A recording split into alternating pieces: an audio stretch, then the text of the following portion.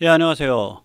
오늘은 제가 좀 욕을 먹더라도 제가 이 안세영 선수 사태를 보는 관점을 좀 말씀드리겠습니다. 한마디로 말하면 이거는 시설 관리를 독점하고 있는 거대 생활체육이 엘리트 체육을 말아먹은 겁니다. 이 생활체육과 엘리트 체육은 이 균형을 이루어야 되거든요. 근데 이게 그냥 이렇게 되면은 그냥 말하자면 만약에 가칭 전국 조기축구 족구 연맹이라는 게 있고, 이 연맹이 전국의 축구장을 다 관리하고 있고, 이 생활체육 조직이 국가대표 축구를 지배한다, 이거라고 생각하시면 돼요.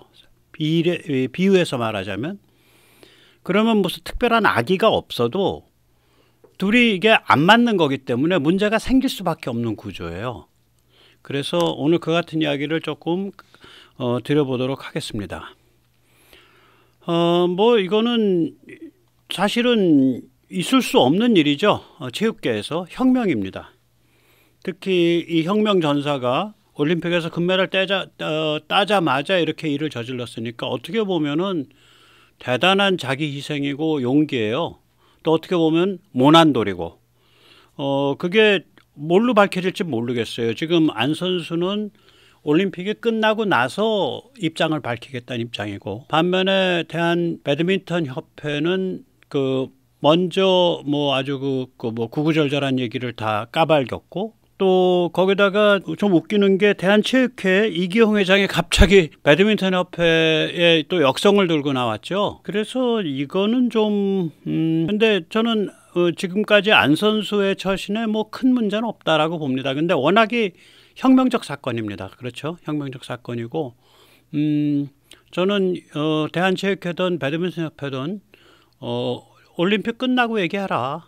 안 선수가 그건 차라리 성숙하다, 얘기가. 그게 맞습니다. 이 배드민턴 협회는 전국 최강의 생활체육 조직입니다. 이 회장이 이제 내부 선출을 했어요. 그래서 이 생활체육 출신이죠.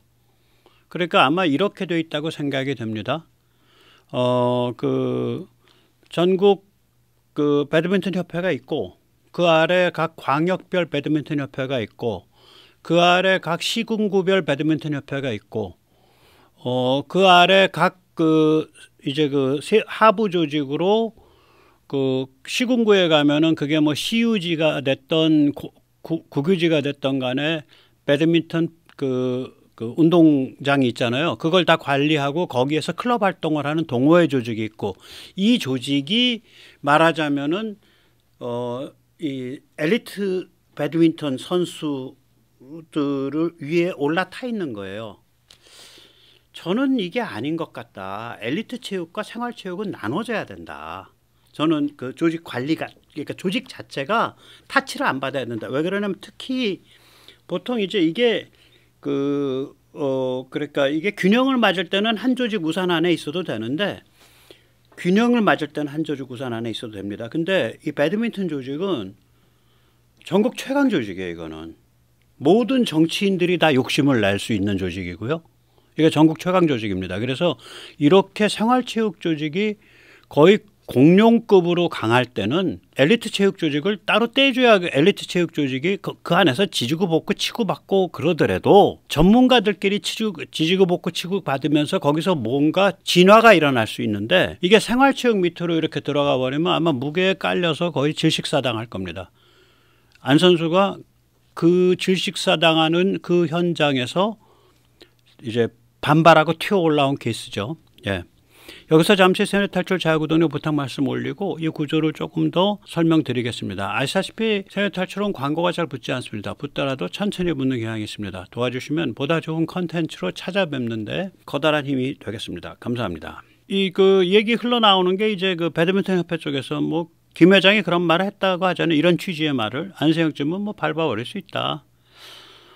저는 김 회장님이 안세영 선수를 밟을 그런 역량을 충분히 가지고 계신 분이라고 생각을 해요. 이게 왜 그러냐면요. 이 다이어그램 하나가 딱 보여줍니다. 동호인 규모가 크다. 이게 노란 집합 원이고요.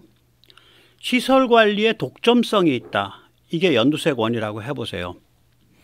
동호인 규모, 자전거 타는 거, 뭐 그 무슨 물론 사이클링도 그 안에 뭐 산악 자전거, 그 다음에 그 저기 뭐 도로 사이클링, 그 다음에 일반 또 이 그 장노년층 이런 자전거 타기 뭐 여러 개 있지만 다 합쳐서 자전거 쪽이 규모가 크죠. 아마 제일 큰 건 등산일 겁니다. 규모 굉장히 크죠. 조기 축구도 규모가 꽤 크죠, 이거. 그리고 정말 그 끈끈한 그 동지애로 치자면 조기 축구 클럽 안에 그 동지애만큼 큰 동지애는 전 본 적이 없습니다.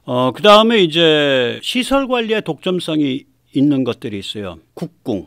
전국 약 200여 개 국궁장에 가보면 그 국궁장별로 동호인이 조직되어 있습니다. 오늘 국궁 얘기 나중에 조금 더 하는데 제 말씀 믿으셔도 되는 게 제가 국궁을 한 5, 6년 열심히 쐈어요. 지금도 좋아하는데 지금은 안 써요. 시간이 없어서. 한 10년 후에 시간이 나면 쏠라 그럽니다. 이게 제가 국궁 쏠 때 쓴 깍지라는 골무입니다. 그래서 엄지손가락에 이렇게 끼죠. 이렇게 껴서 줄을 이렇게 당기죠. 줄을 당기죠. 그러니까 이걸 thumb drawing이라 그러죠. 그러니까 양궁에서는 줄을 이렇게 당기는데 국궁에서는 이렇게 당기죠. 엄지손가락으로. 그래서 이걸 시간이 널널해가지고 국궁장에 하루 종일 붙어 있으면서 하루에 글쎄요, 한 200발, 300발 이렇게 쏘면 이 엄지손가락의 마디가 한 배 반쯤 커집니다. 그래서 그렇게 많이 쏘는 건 안 권합니다.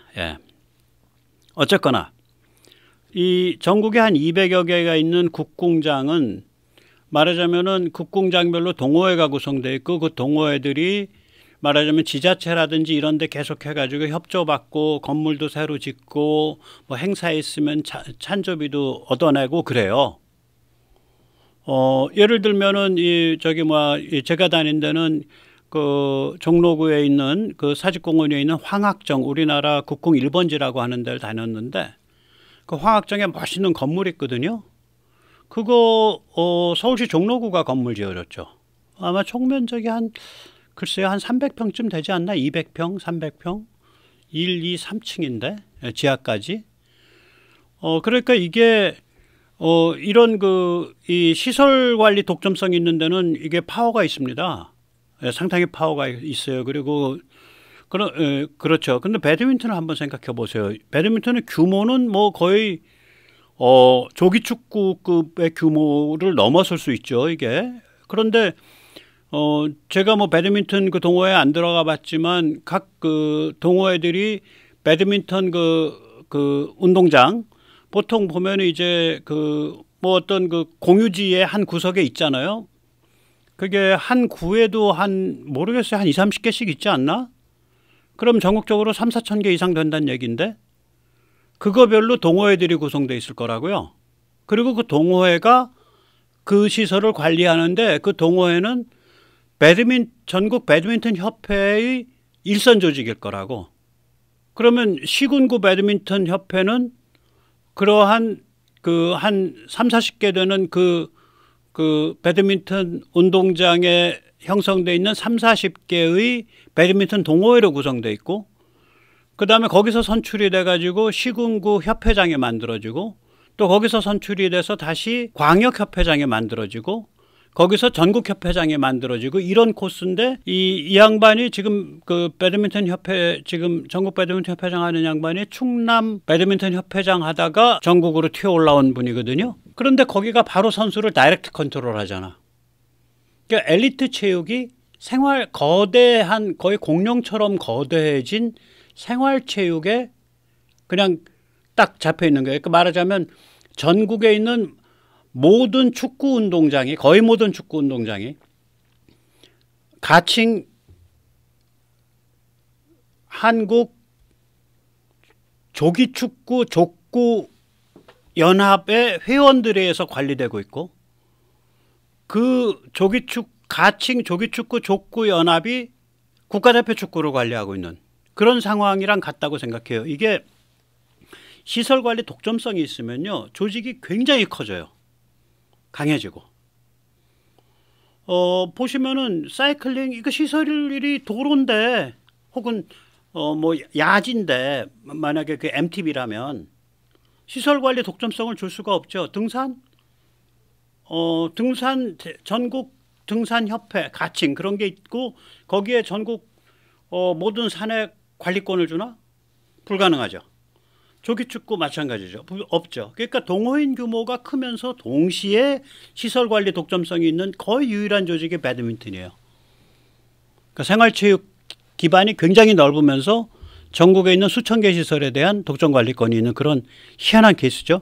국궁이 시설에 대한 독점 관리권을 그 동호인 조직이 갖고 있는데 여기는 보통 한 국궁장이 한 200개 될 거예요. 전국에. 한 국궁장에 열성 멤버 뭐 동심원 1번, 2번 합쳐서 한 100명? 보통 그럴 거예요. 그러면 2만 명 정도니까 규모가 안 크죠. 의외로. 그 다음에 이제 아이스하키 여기는 동호인 규모도 크지 않고 이런 대비하면 시설관리 독점성도 없죠. 스키 마찬가지죠. 서핑 마찬가지고. 이렇게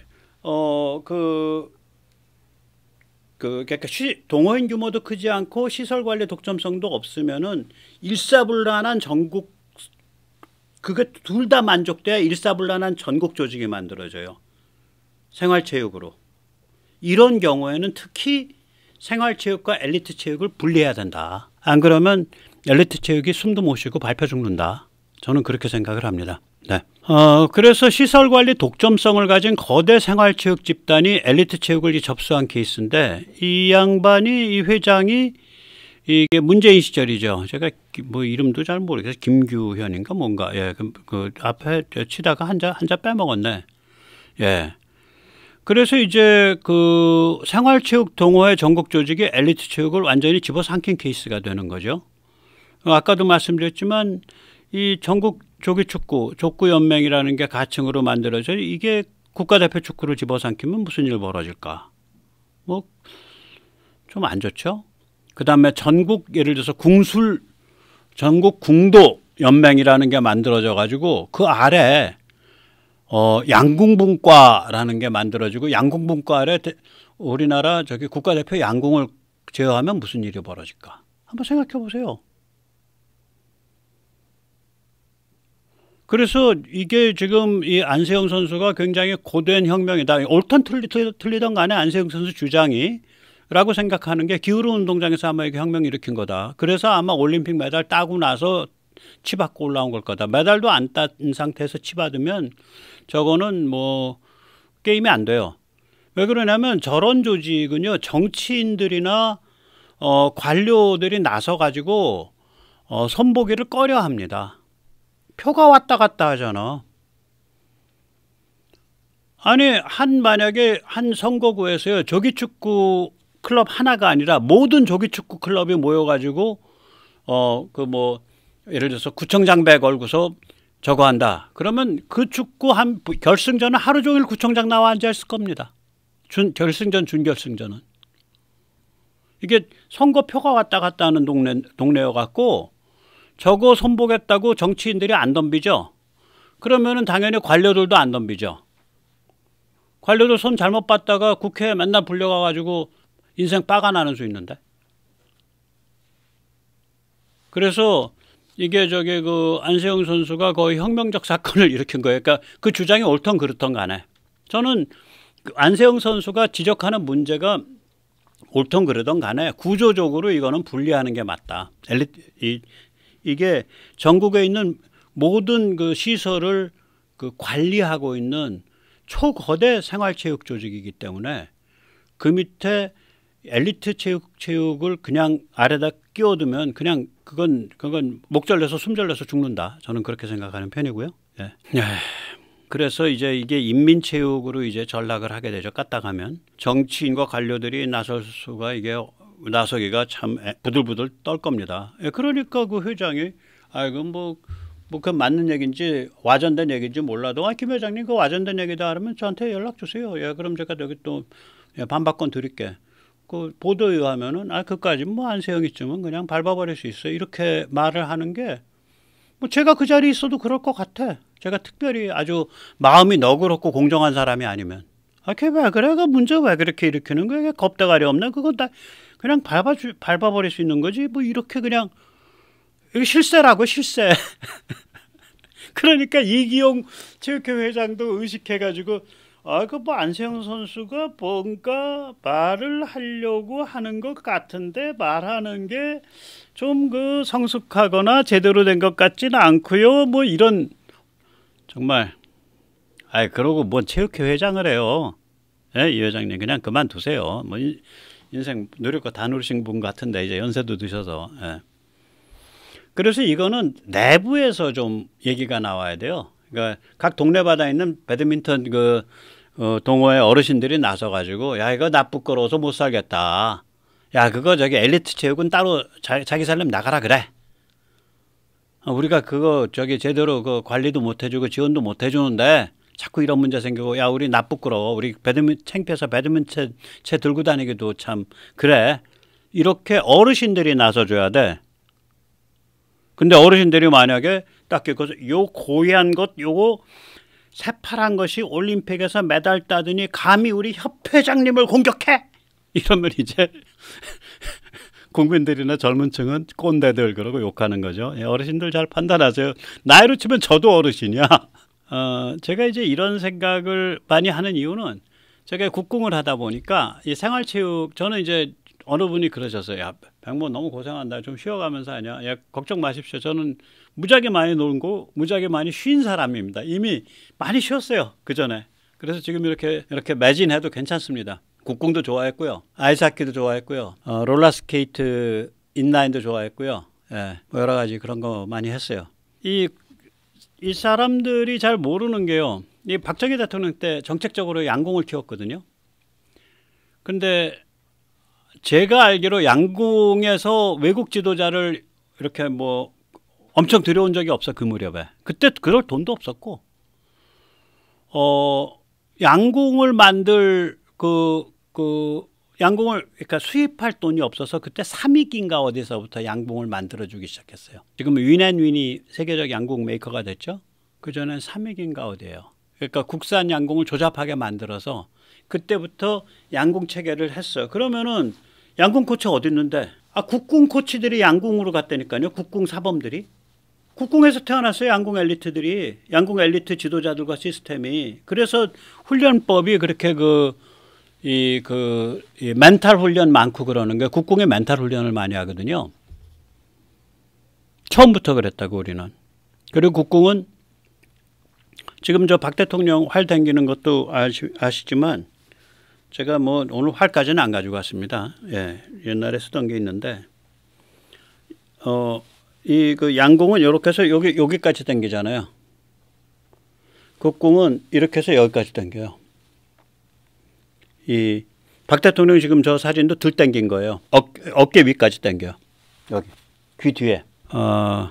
저렇게 이렇게 많이 당기면 만약에 활 크기가 동일하다면 이 현이 훨씬 더 길게 늘어지겠죠. 드로우가 길어지니까 끄는 길이가. 그러면 드로우가 길어진다는 얘기는 축적된 에너지가 많다는 얘기죠. 활은 에너지를 축적해서 릴리스해 주는 운동이거든요. 그러니까 마치 우리가 포신이 길면 그게 에너지를 릴리스해서 밀어줄 때 길게 밀어주는 거거든. 그런 효과가 나오죠. 포신이 길어지면 그러니까 55구경장, 59구경, 52구경장인데 우리가 지금 그걸 멀리 쏠려면 구경이 이제 구경장이라는 게 구경 대비 포의 길이의 그 비율을 뜻해요. 그러니까 길이가 길어지면은 그 에너지를 길게 순하게 오래 전할 수 있기 때문에 포가 멀리 나가듯이 활을 길게 당기면 현을 길게 당길 수 있으면 실리는 에너지를 많이 실을 수가 있는 거예요. 그러니까 거꾸로 말하면 만약에 뭐 에너지 실리는 양을 일정하게 요것만 실으면 돼 라고 했을 때 활을 작게 당길 때는 센 활을 써야 돼요. 근데 활을 길게 당길 때는 약한 활을 써도 돼요. 그러니까 기본적으로 이 썸 드로잉이 훨씬 더 우월한 거예요. 물리학적으로. 썸 드로잉이 양궁처럼 여기 당기는 것보다. 근데 이렇게 길게 당기려 그러니까 하체를 어떻게 안정시킬 거냐. 그 다음에 등짝 근육을 어떻게 쪼갤 거냐. 가슴을 빠갠다 그러거든요. 활에서는. 그러니까 우리 몸에서 제일 힘이 좋은 근육이 등짝의 척추 양쪽으로 내려가서 그 다음에 이 그 장골, 엉덩이 뼈에 붙어 있는 거기까지가 힘이 제일 좋아요. 우리 몸에서. 이걸 보통 그렇게 쓸 줄 모르는데 활을 오래 단련을 하다 보면 걔를 빠갤 수 있게 돼요. 뒤로. 그러면 그러니까 이런 힘으로 당기는 게 아니라 큰 근육의 힘으로 당기는 거죠. 이건 지탱만 해주고. 박 대통령도 뭐 이렇게 활 지금 쏘는 폼은 별로 안 좋은데 활 많이 키웠어요. 이 양반이 양궁을 키운 양반이에요. 처음에 국궁 지도자들을 그 양궁 쪽으로 이렇게 그 밀어넣었다고 해서 아마 황학정에서 많이 갔고요. 그 다음에 남산에 있는 석호정에서도 많이 갔는데 그게 뭐 지금부터 60년 전 얘기니까 지금 양궁계의 최고 원로로 좀 말씀하시고 다니는 분들도 직접 경험한 일이 아니죠. 저는 이 얘기를 한 30년 전에 들었거든요. 제가 황학정에서 활 낼 때. 활을 낸다 그래요. 거기는. 화를 낸다가 아니라 활을 낸다. 예. 그래서 이렇게 유경수 여사도 활을 쐈습니다. 예. 그런데 우리 활은요. 대통령들이 다 쐈어요. 그 전통을 잡으신 양반이 누구냐? 제가 사랑하고 존경에 맞지 않는 저의 정신적 스승이자 아버님인 우리 우남 이승만 대통령 되겠습니다. 이게 이제 58년 제1회 남녀 활쏘기 대회인데요. 이게 황학정입니다. 그 서울 사직공원 위에 제가 이제 레이저 포인터로 가르쳐 드릴게요. 여기 앉아 계신 분이 우남 이승만, 그리고 여기 앉아 계신 분이 사모님이신 프란치스카 여사입니다. 그리고 이게 황학정 건물이에요. 이 건물이 왜 거기에 들어오게 됐냐. 이게 그 전에 그 경희국 서울고등학교 있던 자리, 지금 역사박물관 자리, 광화문 거기에 있었어요. 근데 일제가 허물라 그랬어. 이 건물을. 고종의 활을 잘 쐈어요. 일제가 이 건물을 허물라 그러니까 그 당시에 이제 힘께 나서는 유지들이 그 건물을 뜯어다가 지금 황학정 자리에 얹은 거예요. 요새는 관리를 해서 사람 잘 못 들어가게 하는데 30년 전만 해도 비 오면은요 옆에 소주병 딱 놓고 그 다음에 저기 뭐야 그 양반 다리하고 앉아서 대청마루에 앉아서 저렇게 문 열어놓고 앉아서 대청마루에 앉아서 활 쏘는 거였다니까요. 잘 놀았지. 요새는 아마 그게 문화재라 그런 거 하겠다 그러면 야, 너 미쳤냐? 그거 하지 말라고 종로구청에서 그 건물 지어준 거예요. 네.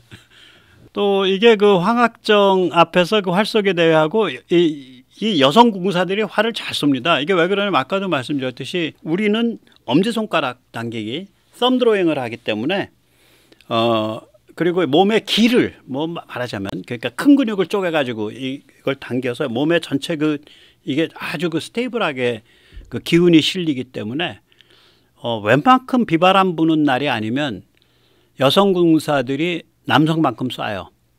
근데 비바람 부는 날은 그 강궁으로 무거운 활을 쏴야 되거든요. 그러니까 그때는 여성 공사들이 굉장히 불리해지죠. 그 다음에 이제 이거는 마찬가지로 아마 황학정 그 자리인 것 같아요. 1958년 우남 이승만 대통령, 프란치스카 여사, 또 이 고운 여성공사. 그 다음에 이제 이것도 마찬가지. 여기 우남 이승만, 프란치스카 여사, 약간 경무대 활쏘기 대회입니다. 경무대에서. 이런 활쏘기 전통은 그대로 이어져 가지고 박정희 대통령, 유경수 여사도 쐈고요. 그 다음에 이제 거기는 그래도 세대가 높아 갖고 어렸을 때 다 활 쏘는 걸 어르신들 활 쏘고 이런 거를 다 배웠단 말이에요. 이제 활터 심부름도 하고. 근데 그 전통이 내려오니까 신군부 대통령들이 그래 대통령 되면 활은 좀 쏴야 되는데 특히 현충원에 가서 활 쏘는 것이 거기에 묻힌 호국 영령에 대한 예의였던 것 같아요. 이게 현충원에서 쏘는 모습입니다. 전두환 대통령이. 그런데 이제 이 양반들은 또 한 세대 어리잖아. 이 위에 박정희 대통령이나 이런 분, 박정희 대통령이 운암보다 40년 어리고 박정희 대통령보다 글쎄요 한 30년 어릴 거, 20년, 20몇 년 어릴 거예요. 그러니까 활을 만져보질 못하죠. 그전엔 활을 이제 꽤 만졌었던 세대고 위에는.